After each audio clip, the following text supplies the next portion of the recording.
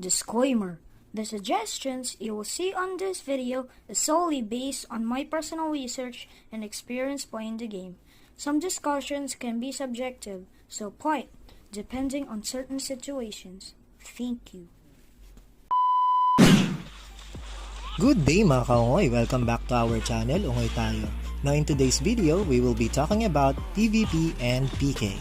There are some things I would like to pinpoint, so please stick till the end of the video, and without further talking, let's go!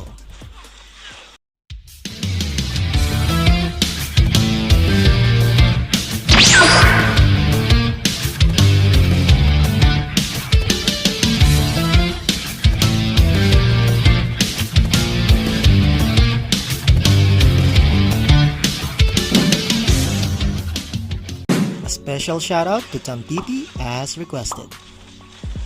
There is a huge difference between PK and PvP. PvP, which is player versus player situations that may lead to PK or player killing in the process. This is not only applicable to MIR4 but to all MMORPG games in general. The idea is you should have an ability to defend yourself on situation that a player may engage in a fight with your character. So let me show you how I build my PvP deck to help your character be more competitive. Let me inform you, however, that this deck build is not the best, yet can be competitive both aggressively and defensively. These magic stones are focused on PvP buffs, with a combination of critical attack boosts and reduction, which is very important in PvP situation. However, these buffs can be cancelled if your enemy has a magic stone deck combination that is the same as yours. So to make it quite different, I recommend substituting it with all attack buffs and reduction. As the name suggests, it boosts and reduces all the possible stats related to damage, so consider this to be a part of your deck. One thing you should avoid during battle is being debilitated. To make it simple, debilitation means that it will downgrade your stats and may even reduce the damage of your skills.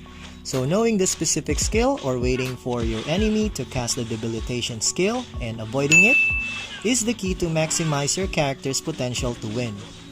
I apologize because I do not have any clips of each character's debilitation skills to show. On some situation that you do not want to engage on a PvP fight, you should create another deck specifically for evasion. Most players do not want to focus on this stat since they only align it to attack buffs and reduction. You can also utilize this deck whenever you are gathering and mining, especially going on AFK. Keep in mind, if they cannot hit you, all their stats for attack buffs will be useless. So I highly recommend this if you are running away. I don't think you have any idea how fast I really am. Or avoiding bot attacks when mining Darksteel. For PvP Spirit deck, well, I can say that you have a limited choice to personalize it because what you have is what you can live for. Getting a PvP Spirit is very hard to come by because most of them were in the Epic and Legendary category. Yet for this build, I highly recommend and have a special mention to the Three-Tailed Snow Fox, which is a must for building your PvP Spirit deck. This Spirit has a unique effect that can grant you multiple evade, which is very handy on tight situations. Make sure to utilize this wisely on emergency situation only as much as possible. Spirit treasures are very subjective and depends on what you have currently, so what I can suggest is for you to have a spirit which is not included on your dedicated EXP deck. Then, equip it with PvP debilitation stats, which will greatly help on PvP scenarios. It is inevitable to engage in this situation, but as much as possible, avoid unnecessary PK. The best reason is that this will only create tension between players, and if the situation gets escalated, it may lead to KOS, also known as kill on sight.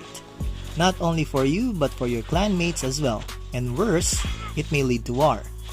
Usually, the best reason why this happens is that there were situations that a player loot has been stolen.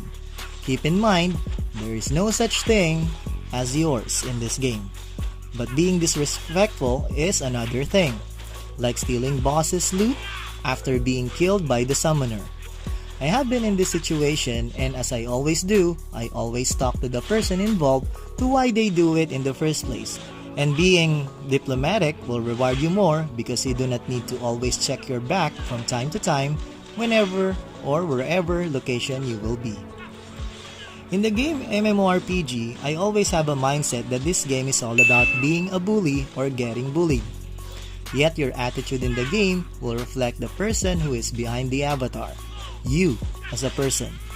To wrap this up, let me leave you with a saying created by yours truly. This is just a game and you should be the one playing, not the game playing with your emotions. So as always, thank you for watching and do not forget to LSS, like, subscribe, and share. Goodbye!